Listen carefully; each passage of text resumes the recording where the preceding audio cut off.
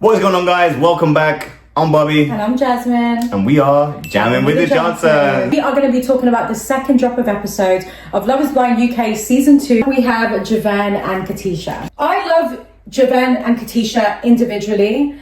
I do not think they should have been followed for this long. I called it from the pods.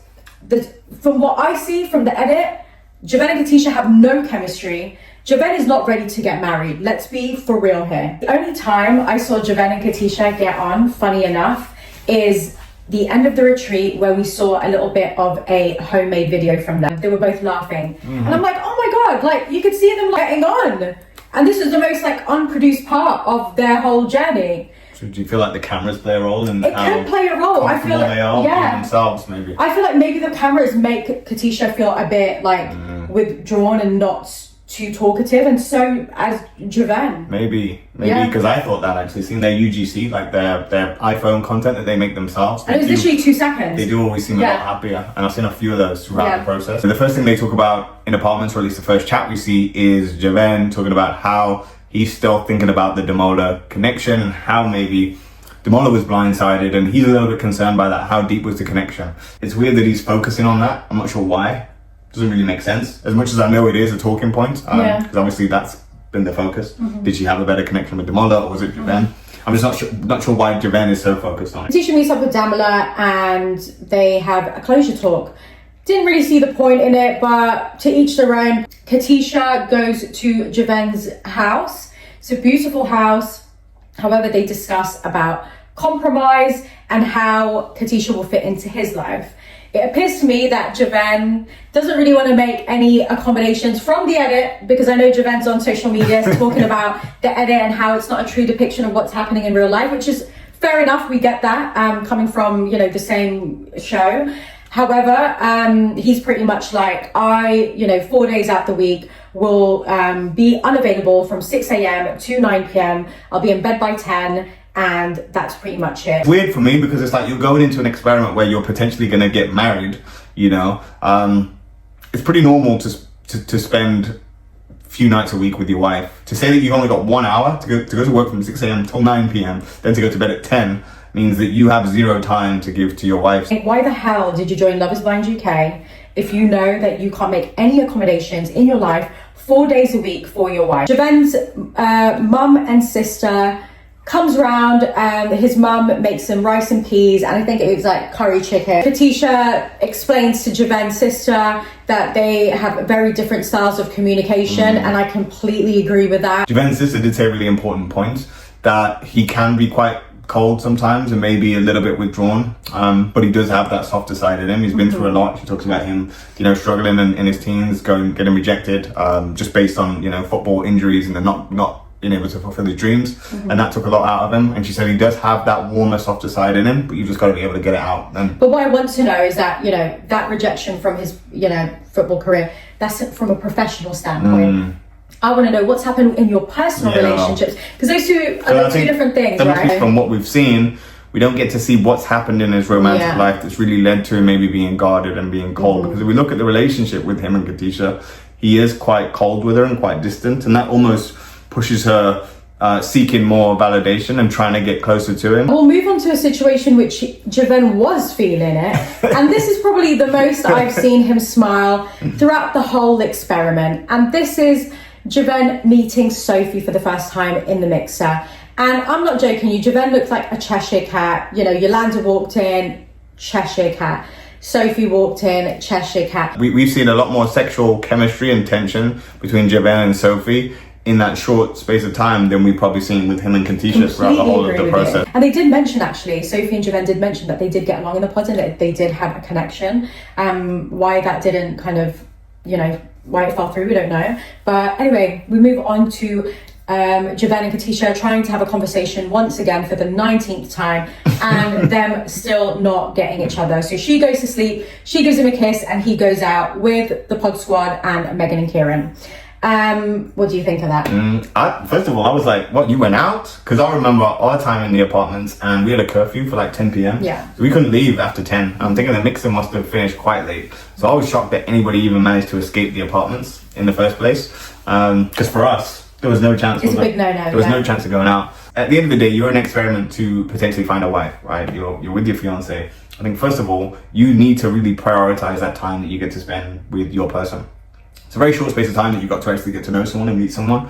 So I think you need to treat it as such. Maybe there was some positive things in, that we didn't see, but from what I'm seeing, they've been given no platform to show any positivity regarding their relationship. It's not good for them either, is it? No. It's not really putting them in a good light. No. Because if there was any positive things, it was a shame that they maybe didn't show it. Yeah, maybe we haven't seen it. Yeah. But just based on what we've seen, that's all we can go on. And obviously we have Photogate. For me, the photo booth is irrelevant in this situation.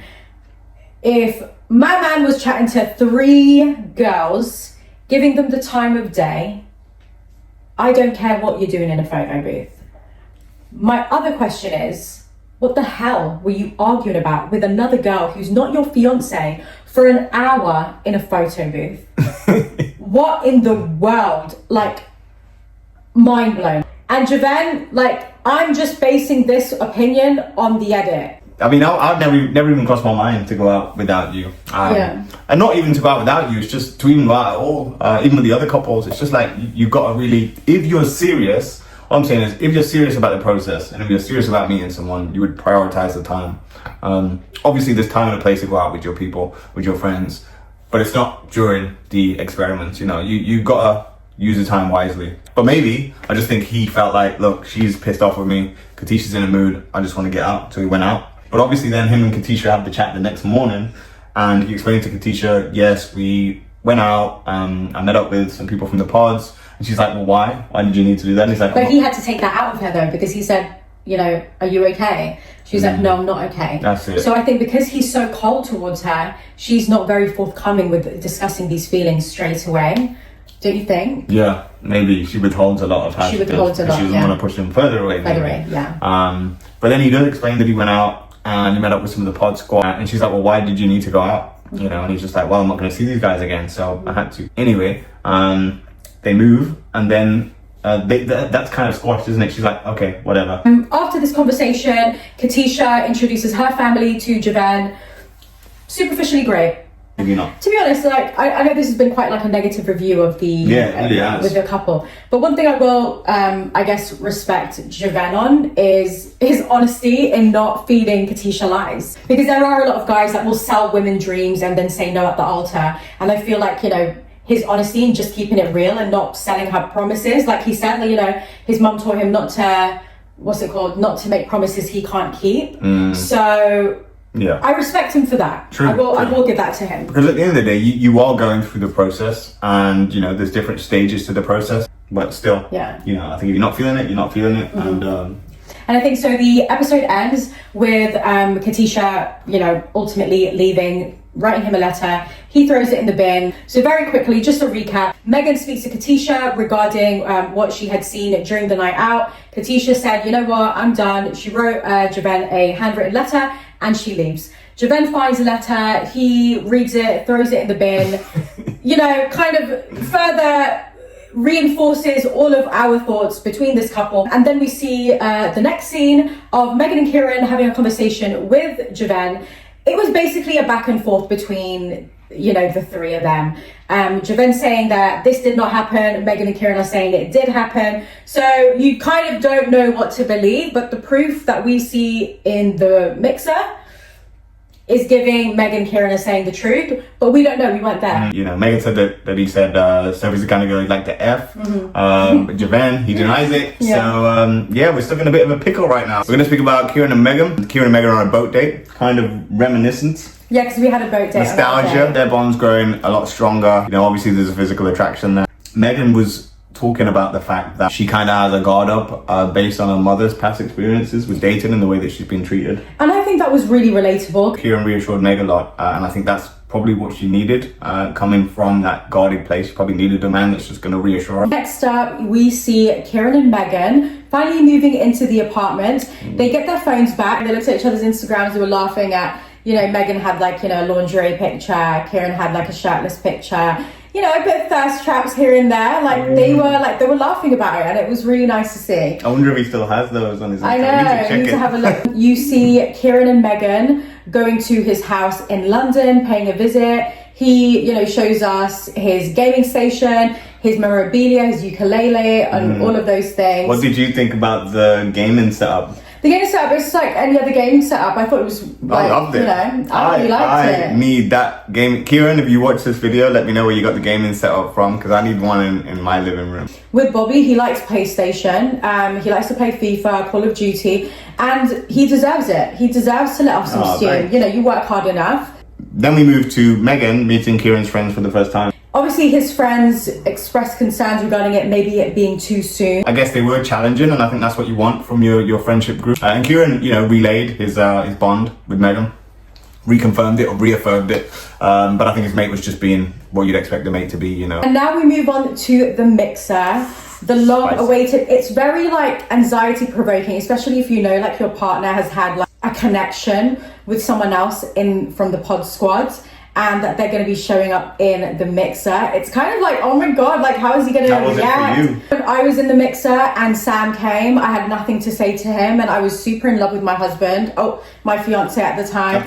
We had just met his family, and I just didn't have anything to say. And I didn't really have like strong connections anyway as part of the pod, so. And that's right. Sophie walks in, that's the talking point. And Kieran basically says that, you know, Sophie would be the type of girl that he would approach on the outside world on a night out. Javen said to Kieran, "What'd you think?"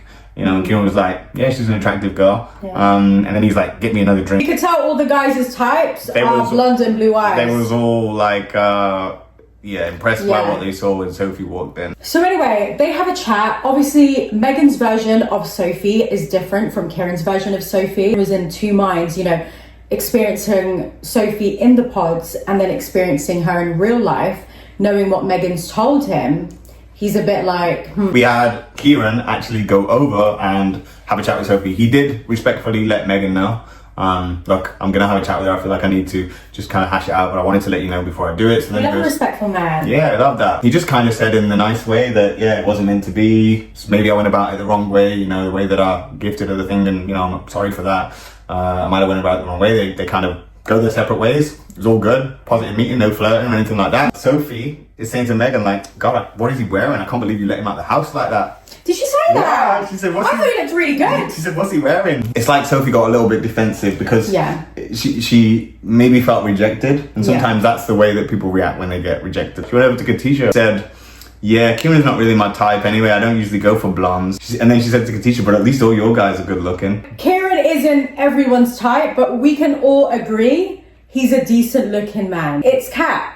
I think she liked the way he looked. She liked his jacket, but she's just saying that because he let her down. And she don't want to come across to protect herself. You know, the portion of Kieran and Meg ended with their very final date. They do, well, we're assuming it's their very final date. They end up with a afternoon tea. They profess their love for one another. I'll be honest with you, I think these two are going to get married. I think it's very obvious to see. They're a match made in heaven. And I've got no notes for them other than beautiful. So next up we have Kal and Sroba. So we start off with these two at a spa date. And the conversation quickly goes straight into sort of the things that we spoke about in the pods, which was his type, yeah. And then it could be producer led though, because this is like one of the main topics in their relationship. I feel like it could have been pushed as a conversation starter during that date. Yeah, because typically once something gets mentioned, and if it's a big, you know, touch point or a big talking point, they want you to talk about it again and again. It is going to get brought up quite a lot. He mentions that in Wigan, it's predominantly white people, 98%. So, you know, he doesn't see a lot of Sorobas around there. A lot of Sorobas around there. I can actually relate to that because where I'm from, I grew up in a small village town called Newcastle-under-Lyme, which is just outside of Stoke, and that's like 98%. It's probably the same demographic as Wigan, so I completely get what he's saying. But you ended up with an exotic babe. Yeah, so it can work, right? It can still work. Obviously, Kal has travelled though. You know, he's cultured. He's been around. Listen, if you've lived in Dubai, it's the most multicultural city in the world. Like, okay, not in the world, but like it's very multicultural. So he's been exposed to it. Yeah. Either way, they touch on it, but Kal does mention, you know, he's just really thankful to have met Sroba, and you know, he really loves her for her, and at the end of the day, it doesn't matter skin, religion. I think it reassures her. He really did reassure her. He said, it doesn't matter, I love you for you. And you see later on in her interview, Sroba just says how that really helped her, gain a bit more confidence. I think she needed that. Feel better. Yeah, definitely. Okay, and up next we see Kal take Servova to Wigan, where his family's from. She tries a Wigan kebab for the first time. It honestly looked like 2 baps and a pie in between. Yes, random. Yeah, so I had no idea what a Wigan kebab was. Yeah. I thought it was just going to be a normal chicken tikka, naan bread, northern style kebab. But until Freddie told me it's a pie with a burger bun. Yeah, I've never had that in my life. It sounds a bit dry. Did they not put sauce in that or something? Don't look like anyway, to each their own. It could be amazing. I've never tried it before, so I'm very no judgment. We'd try it. I mean? We would try it. I would try it. I'd be very happy to try it. Anyway, so Kal takes Servova to his mum's house where she meets his nan and his mum. I cried watching that moment because it brought me back to, obviously Love is Blind did not show this, but I actually met Bobby's family in the experiment, and I was crying my eyes out because it kind of like reflected the warmth that I felt when I met his family. Very open-minded, very supportive of Kal's decision. When you think of Northerners, they are typically a lot warmer. The more north you go, typically the warmer it goes in terms of people anyway. And then his brother makes an appearance, and as supportive as his nan and his mum was, he kind of raised concerns to Kal regarding, making the right decision. And he ultimately said, if my life depended on it, I don't think it would work. His brother knows him very well, doesn't he? Yeah. And I guess his brother probably knows him better than anybody. Yeah. And he just said, knowing how he's been in past relationships and how he is, he's going to struggle to put a woman first or a partner first. So he just can't see it lasting long term. So could that be an issue moving forward? I mean, his brother clearly thinks it might be. Next up, we have Servova discussing her concerns regarding her mum sending her quite a lot of messages about concerns that she has with Servova being engaged and mum not being too involved. I completely get that from like a mum standpoint. Kal did mention that he's really worried about his mom, about Serova's mom not really accepting him, and maybe him having to bend over backwards to sort of get her approval. That's damn right you have to bend over backwards to get her approval. You've got a concerned mother here. It's her daughter. She's going to give her away for marriage. Damn right. So then we move on to the actual family meet. How do you think it went? I think it went really, really well. I think they made it a bit dramatic for dramatic effect, but you could see Serova's mum really warm up to him very quickly. And I think it went better than any family. There was a lot of dramatic music, wasn't it? A lot of dramatic music, but I wasn't playing into it. I wasn't believing it. But then I do think it started off, Kal was a bit nervous, and he wasn't really he wasn't able to get his words out in the beginning. So when Serova's mom was asking questions, he wasn't able to really get his words out and say how he felt. And I think at first she was hesitant, at least from what we can see.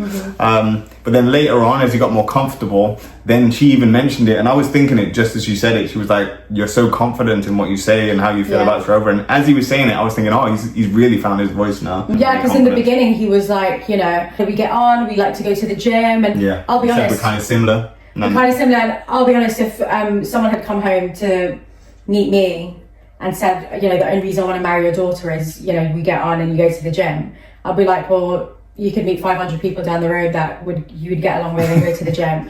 So I wasn't really too happy with that answer. But then as time went on, easing a little bit, maybe had a bit more of a drink, he was able to explain, it's values, it's this and that. And that was really nice, wasn't it? Yeah, because when he said as well, she's got a southern accent. I mean, is that why you want to marry a person? Because of a southern accent or the gym? Do you know what I mean? It's very superficial. He did pick it up towards the end of the family meets. Got his confidence. And even her sister was like...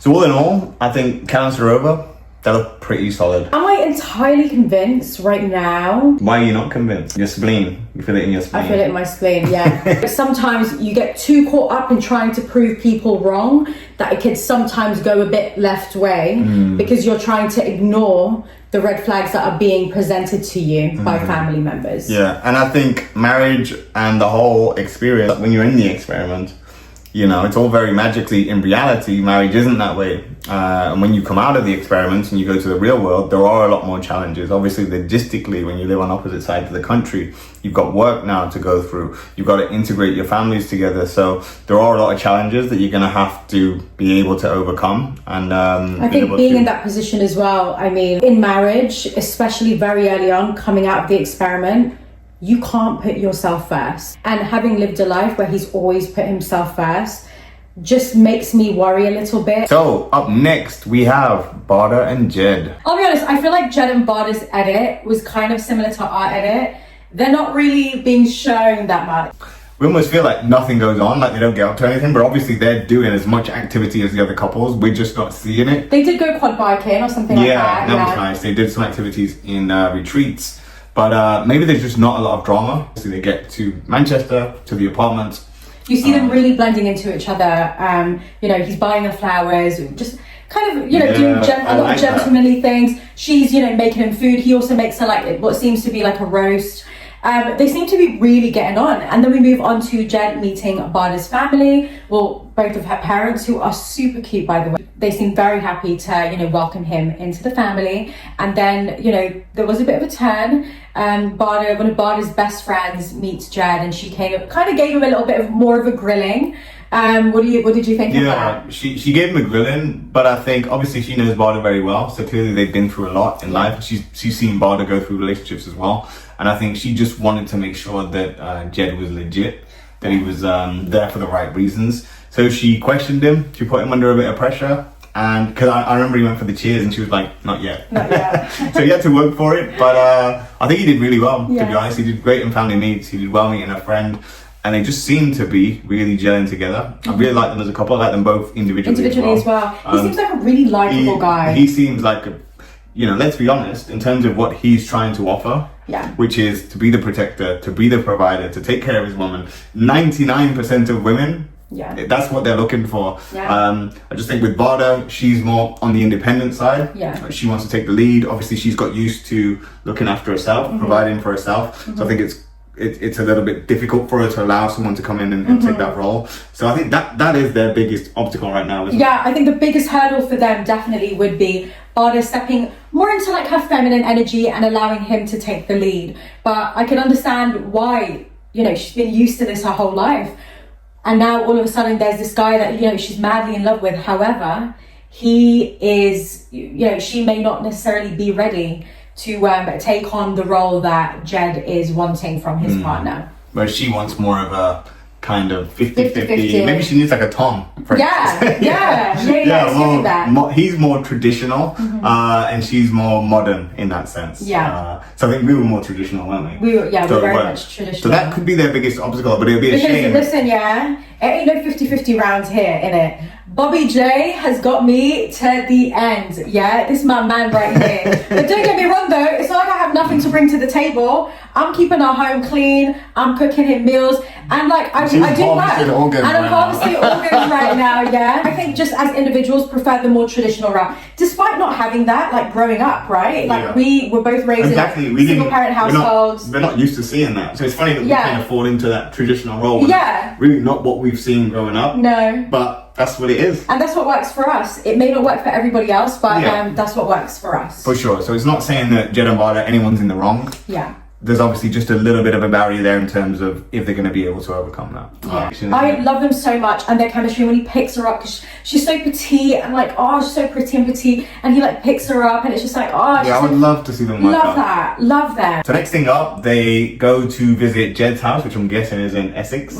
It's the first time I've been to Essex, like visually. It's a really nice house. It's a really nice, isn't it? And I like the fact that he said, you know, this is the house that you will be moving into. Kind of like drastic difference from like Katisha and Javan, where he didn't really say that. Because she said, I'm sorry, I'm going back now, but it just reminded me of something. Katisha said to Javan, like, I can imagine you bringing me coffee here. When she's in bed, he's like, maybe. Do you know what I mean? Even when Bardah was like, you know, even his bed like needed some like big cushions and stuff like that. He's like, you know, the cushions that you just, you know, kind of like throw off when you're ready to get into bed. And she's like, absolutely. He's like, I can't wait. I love them. I love that for them. Yeah. So then they do that, and then Jed mentions that this is the first time that he would have been bringing any girl back to meet his family. So it's a pretty big moment. Yeah. It goes really well. I think Jed's mum was a little bit on the fence, not in terms of the connection, but I think she was worried in terms of the speed of it all. You know, the fact that they just met each other and now they're going to get married. Usually it's weeks, months. No, usually it's months, years, and now it's weeks. So I think she was a little bit taken aback by the speed of everything. What do you think? Yeah, I feel like mum, definitely raised her concerns. Dad was very much like go with the flow. But what she did ask Bardah was like, have you guys ever been in an argument? And when they said no, like, she was like, that's crazy that you guys are going to get married without even having an argument. But that was the same with us. Yeah, it was. Yeah. Everybody used to ask us that, didn't they? They used to say, if you had an argument yet, how are you going to navigate that? And we were pretty confident that we would be fine if it did happen. And I think for us, it probably didn't happen for about another 4 or 5 months into our marriage. Yeah. So we went a very, very long time without actually, and this is no joke, no exaggeration, we went a very long time without having an actual argument. It's Obviously, so we have true. disagreements and things that you don't see eye to eye on. But in terms of an argument, it was probably like 4 or 5 months, wasn't it? Yeah. So yeah, but I think it is important. You do need to know, like, how does your partner handle conflict? But you know what's funny is that they didn't show this as well, but Bobby's cousin and his partner actually came to visit us in our apartment stage, and that's what he said. What have you guys haven't had an argument yet? That is ludicrous. Going back to the show, I mean, Bardah did say she's not a very argumentative person, and she wouldn't let it get to a point where they would have a massive argument. It will just be kind of like a civil conversation. Do you know what I mean? I think the only barrier for them is, are they going to be able to get over that who's going to take the lead situation? Yeah. If they can't, that could be a deal breaker at the end of the day. Can you compromise on something like that? I think so. I think it is doable. Yeah, but I think should compromise on that, in my opinion. In this scenario, in my opinion, should be the woman should compromise on it. Oh, why do you say that? Because I think he's the man. I think Jed is the man, and I think as a masculine man, I'm traditional again, so I'm giving my opinion based on my feelings. Your but I feel like values, my values. I feel like a masculine man should be able to come in and take the lead. It's not saying you have to get your woman to do the cooking, the cleaning, and all that sort of stuff. That's not what he's saying. But at the end of the day, I think he should be allowed to have at least that. She needs to basically. He's expecting her to allow him to have the space to look after her. Yeah. Next up, we have Billy and Ashleigh. Their relationship from the end of the retreats looks like it's going from strength to strength. However, when they move to the apartment stage, you can see Billy's kind of military background peeping up a little bit, his regimented side, the way, he makes the bed. Oh, another funny thing, when he was ironing his trousers, it actually reminded me of Bobby because, Bobby was in the Royal Marines, and Bobby will not go out unless his shirts or his trousers are ironed. It's funny. So it reminded me of that. They didn't show it, but a lot of the things that they recorded of us in apartments was me ironing stuff, ironing her stuff, ironing my stuff, and I still do it now. So I get that from Billy's perspective. I never iron my stuff. I guess this is why apartments is so important, because you're now getting to see a different side of your partner. Billy meeting Ashleigh's dad, who's basically like the British. Is Rod Stewart British or American? I don't know, but Ashleigh's dad, he can pass for he looks like a rock star, doesn't he? He looks like an absolute rock star. He is like amazing. I really enjoyed watching him. Seeing that, healthy father-daughter relationship was very heartwarming to see. And then she asked him to, walk her down the aisle, and he, she cried, he was crying. It was just an amazing, sweet moment, wasn't it? Oh, such a sweet moment. I really, you can see he's a very manly man. So later on when he was talking about him crying, he was like, I just cried because she cried. But, in reality, you can see he loves his daughter. Yeah, he loves her. He really loves her. Supermarket gate.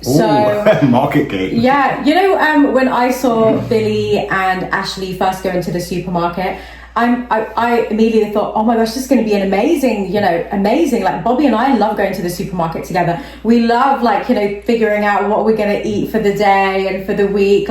It's a really enjoyable experience for both of us because we are both foodies. But you could see in Billy and Ashleigh's case, Billy, you know, his regimented side came out again, where he's like, you know, I usually like to eat, you know, broccoli, mince and rice pretty much throughout the week. Whereas Ashleigh is more so kind of carefree, you know, she likes to have a snack cupboard, nothing wrong with that.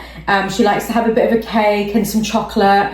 And because she was like, I'm gonna get the chocolate cake, I'm gonna get that, and he was period. Like, not in my cupboard. No, not in my cupboard. And you know, him even pointing out like, you know, calories and stuff like that. And they ended up having a really kind of important conversation when they got back home from the supermarket, is that Ashleigh had expressed that she had grown up, you know, being very slim throughout her life and even getting bullied for it. So now she's developed a very healthy relationship with food, where she is now able to enjoy it and feel more confident in her body. So I think that's very important to point out, because having, you know, being a mental health nurse and having experience in eating disorder wards, it is very important not to categorize, especially, you know, raising children and being surrounded by people that have had kind of experiences with bullying regarding, you know, the way they look, the way their body looks.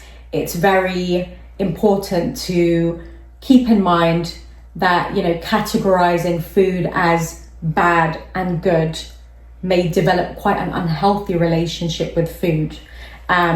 Also, in saying that, you know, we do understand Billy lives a very regimented lifestyle. He trains, you know, the military. He has probably recruits and you know, army personnel that he has to sort of convey a certain lifestyle to. He's trying to train them ready to be soldiers, you know. So I guess on Billy's side, his life is the military, you know, and has been for quite some time. And I do respect him when he does say, like, you have to practice what you preach, and rightfully so. But I feel like when you're going into a dynamic that is marriage, you know, your professional life and your personal life have to be separate, because they're not the same. So I could get both points in that situation, but you know, Billy did say in past relationships, you know, he has always done his own food shopping and his partner did her own food shopping. Yeah, when I was watching it, I was like, it's just an easy solution for all of this. It's just, you know, you're gonna have to do your own food shopping, because I think you're right. As much as I completely get where Ashleigh's coming from, 100%, but I also do, just having my little brief experience in the military, and obviously having family in the military, I get how it is, and I get that Billy obviously has to practice what he preaches if he wants people to respect him. In relationships, you're not always going to get along on every aspect of life, and I feel like after they had that conversation about, you know, Ashleigh going through the bullying when she was younger, he was kind of more aware to the sensitivities that Ashleigh may have had in the past in regards to food. And as he said, they just have two different food languages. Yeah, not that deep. They can overcome that pretty easy. You can eat different things and still eat on the same dinner table. Yeah. Do you know what I mean? I think they're fine in that sense. If that's the biggest problem they have, they're good. We have friends that are vegetarian. It doesn't mean we don't eat with one another. We just eat different things. And then we move on to Billy taking Ashleigh to Northern Ireland. They have a bit of a dip in the sea. I could never do that. Ashleigh meeting Billy's dad. Billy's dad said something along the lines of, before Billy went into the experiment, he mentioned that as long as I'm away from like any flight attendants or cabin crew, that I will be fine. Obviously, he's engaged now to a cabin crew. Careful what you wish for, right? Careful what you wish for. And this whole, like, this cabin crew, the job scenario is a very big thing in their relationship. You know, we even spoke about it, like, in the pods. Ashleigh had already said that she was willing to do like a ground job or a 9-to-5 job to compromise in their relationship. Because we got to go like all the way back before we go forward, and we got to look at Ashleigh and Billy nearly broke up. We remember that pod date where Billy went in and he was just like, he was like, I can't do it, you know. At the end of the day, he said, I told myself coming into this, when it comes to dating an air hostess, it seems like I don't know what an air hostess has done to him in the past, but he's got beef with them. And he was like, if I meet an air hostess, I just know it's not going to work. We haven't seen a lot of that chat translate now into which is why I think it's being brought up again when Ashleigh meets, you know, his mum and his sister, that, you know, he's kind of bringing that up again. So maybe they hadn't completely come to a resolution. That's just what I'm gauging. Seems like that could be a massive barrier, because although the meeting between, like, you know, his mum, his dad, his sister all went well, they really liked Ashleigh. I mean, who wouldn't like Ashleigh? She's an amazing girl. But she's really sweet. That job situation is still quite looming over their relationship. I wish we would have seen more of like a conversation of them kind of nipping it in the bud and saying, coming to a resolution. Yeah, these are our plans and this is how we're going to make it work. I'm 50-50 with this couple. I feel like they're a great couple and I really enjoy them in the pods, but there are some like little things there that just need to be addressed before walking down the aisle. I really like both of them. I do. I like them individually. Yeah. It's one of them where it's the one thing that's probably going to hold them back, if it does, it's going to be logistic. Patrick and Aanu, what do you make of that one? So we see Patrick and Aanu finally meet up in the mixer. She gives him quite a cold reception. She's like, no, we're not going to be hugging, but I will say hi. She seemed quite upset about what had happened in the pods. Aanu, from her point of view, is saying, you know, he had promised her a lot of things in the pods and then suddenly broke up with her. So it kind of blindsided her. And Patrick is still listening to his spleen. He's still pretty much... He's dead set on his decision, isn't he? Yeah. So in the mixer, I guess Aanu finally calls Patrick for a chat. She expresses a lot of her kind of grievances regarding what he had said to her in the pods and how everything's ended. Well, he was just kind of being very politically correct and very passive. Yeah, he didn't really want to get into it too much. Yeah, but I don't think he had a lot of chance to get into it. Yeah, because Aanu was just like, you know, you promised me this and you're a liar, you're a liar, you're a liar. Yeah. And then he was like, you know, kind of got on his defense then, and he was like, well, you know, I wanted a song and now I've got it. Yeah. And they were just bumping heads. They were bumping heads, and you know, she finally sang for him. To be honest, I think Aanu has a great voice. Like from what we heard, like she's got. Do you think that was the song that she initially prepared for him? Most probably. It seems more fitting, don't you think? Maybe that was the song that she was going to sing initially and we just didn't get to hear it. So we've had it, we've heard it. I think we want to turn it now into a full single. I know. It's quite funny because Aanu pointed out, you know, he was wearing a scarf on his head. Yeah, I forgot about that. And she was like, you know, why are you wearing that scarf? And he was like, I thought it really suited, actually. She's like, no. No, it didn't. No, it didn't look good. She's like, what are you wearing? What's on your head? She basically just went into that chat and just roasted the shit out of him. Yeah. He took it. He didn't really have much to say to it. No. But you could see she was quite upset. She came on pretty strong. But I feel like... Sorry. Yeah, no, go on. No, but I feel like, you know, if, you know, coming from a woman's perspective, Aanu came in there to find her husband, and for that to be ripped away from her, and to have someone who had promised you, you know, all these things, you're going to meet my family, we're going to travel, for that to be like ripped away from her and her not been, you know, she won't ever have this opportunity again, it will annoy someone. And I can see where her frustration comes from. I get it. Yeah, there was a lot of pain and frustration in that interaction. You could see that. And I think looking back, I guess the question remains is, was Patrick legitimately really looking to find someone in there? Or was he in there to, and this is, you know, not my opinion, I'm just asking questions that have been spoken about online, but was Patrick in there to actually find someone? Because I mean, we've heard now online there's been a lot of chatter. Patrick potentially had a girlfriend when he came into the experiment, and he had a baby on the way. Allegedly. This is all allegedly. I mean, we're just going off what we've seen online because there's been a shitload of talk about it. I feel like if it was right, then it would make sense that he was very quickly to like break it off with her. This last drop of episodes has been like bare drama. Yeah. But I also think we've got some great love stories coming out of it as well. So I think watching a reality show, it's everything that you want. Who do you think out of the 4 couples are going to say yes or no at the altar? Comment down below. Anyways, guys, we're going to close it off. I'm Jasmine. I'm Bobby. And we're Jamming with the Johnsons, baby. We'll see you next week. Bye.